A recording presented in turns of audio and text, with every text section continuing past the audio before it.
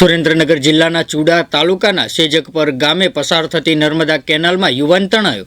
સંજયભાઈ ઉર્ફે લાલો સેજકપર ગામ પાસે પસાર થતી નર્મદા કેનાલમાં નાહવા પડ્યો હતો, જેમાં લીલ ઉપર પડતા તેનો પગ લપસી ગયો હતો અને તેઓ કેનાલના ઊંડા પાણીમાં ડૂબવા લાગ્યા હતા.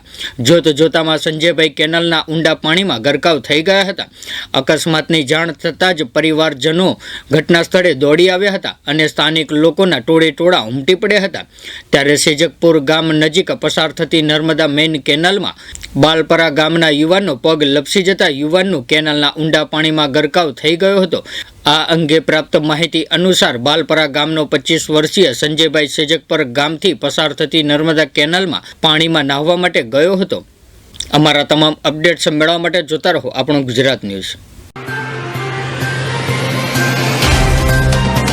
तो व्हाट्सएप, ट्विटर, फेसबुक, इंस्टा जहाँ भी आपका अकाउंट है, इसे शेयर बटन के द्वारा वहाँ पर शेयर करें.